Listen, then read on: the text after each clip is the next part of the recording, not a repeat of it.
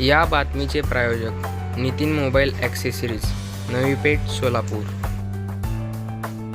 नहीं, भारत को जो है इंसाफ करना चाहिए। भारत जो है इसराइल के फेवर अभी वो 149 मुल्कों के लोग गए थे। हमारे प्रधानमंत्री जी नहीं गए उसमें, उन्होंने साइन नहीं किया वहाँ जाकर के। ये भारतवर्ष की जो परंपरा रही है उसके खिलाफ है काम किया उन्होंने।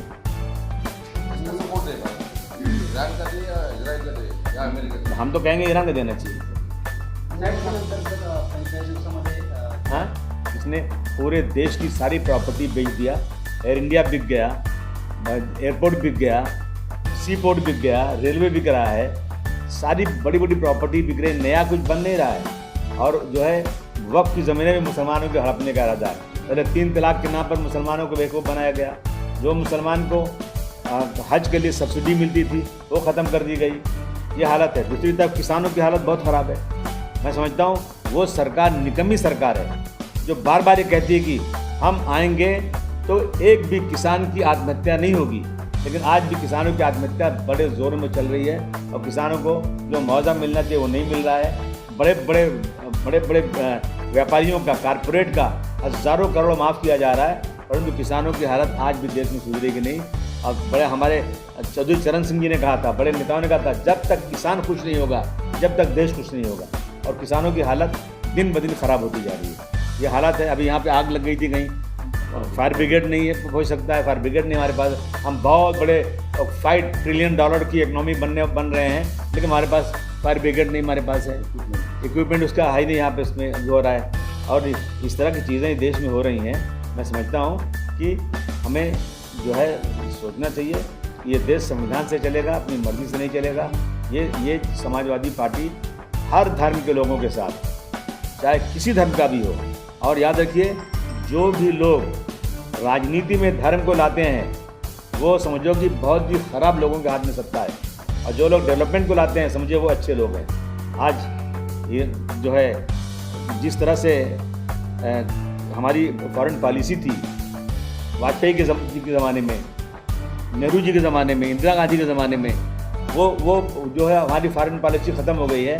आज वाजपेयी जी का भाषण बार बार आज दिखाया जा रहा है कि उन्होंने कहा था कि इसराइल को फ़लस्तीन की ज़मीन खाली करना चाहिए, और आज हमारी सरकार जो है इसराइल को सपोर्ट कर रही है। मैं समझता हूँ ये जो है जो विदेश नीति है हमारी बहुत कमज़ोर हो गई है। हमारे पड़ोसी हमारे साथ नहीं है। इन चीज़ों को लेकर के समाजवादी पार्टी उत्तर प्रदेश में बड़ी पार्टी है, और अब की बार हमें पूरी उम्मीद है इंशाअल्लाह कि 2027 में फिर से समाजवादी पार्टी की सरकार बनेगी। हम लोग कोशिश कर रहे हैं महाराष्ट्र में ताकत बनाने के लिए। अब आप लोग कुछ पूछना हो तो।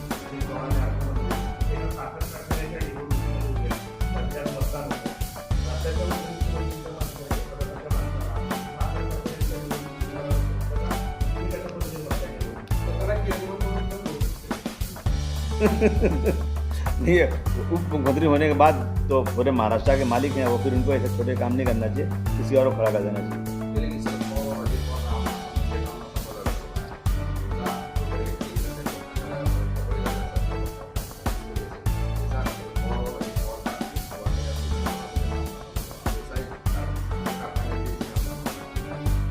नहीं, मुझे नहीं, देखिए शरद पवार साहब बड़े नेता हैं, अजीत पवार साहब उन्हीं के साथ बड़े हुए, उन्होंने वहीं सीखे उन्होंने। मैं समझता हूँ कि कोई अंदरूनी ऐसी बात है जिसकी वजह से वो अलग हुए हैं। मैं नहीं समझता कि अलग होना चाहिए था, लेकिन आमने सामने तो नहीं आना चाहिए।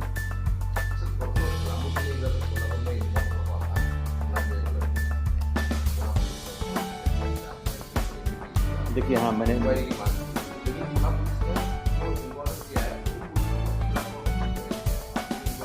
नहीं सुनिए, ऐसा ना नहीं सुनिए, देखा ऐसा है ना कि मेरे पास परिवार के लोग आए थे। एक लेडी आई, उसने उसी घर की बोली कि मेरे पे आके कंपनी पर ऑर्डर लगा दिया और बोला चलो किधर है वो सोया उसको बताओ। वो ऊपर गई, नॉक किया, जैसे दरवाज़ा खुला उसको गोली मार दिया उसको। देखिए, बहुत बड़ा भी क्रिमिनल हो, कसाब से बड़ा क्रिमिनल कौन हो सकता है?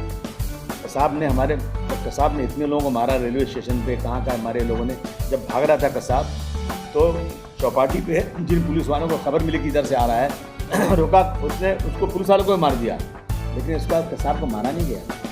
कसाब को पकड़ा गया और इंक्वायरी हुई क्या खाएगा तू, कौन सा वकील चाहिए तुझे, सारी सुविधा दी गई। उसके बाद उसको फांसी दी गई।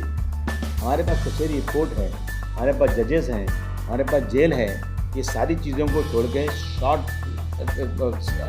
शॉर्ट रास्ता अपना के इस तरह से गोली मारना, मैं समझता हूँ ये भारतवर्ष के कानून का उल्लंघन है। तो पकड़ना चाहिए और मुकदमा चला के, वो क्रिमिनल था, मुझे पता चला कि क्रिमिनल था, 2 बार उसको मकोका लगा हुआ है। हमें पहले ये बात नहीं मालूम थी, लेकिन फिर भी कितना बड़ा भी क्रिमिनल हो, सबसे बड़ा क्रिमिनल तो नहीं हो सकता। तो इनकाउंटर होता नहीं है। अगर उसने गोली चलाई तो उसकी गोली कहाँ गई, पुलिस ने गोली चलाई, उसकी गोली तो पता नहीं चला कहाँ चली गई। तो मेरा कहना है कि इस तरह से पकड़ के मारना गलत है। क्रिमिनल को पकड़ो, फांसी दो।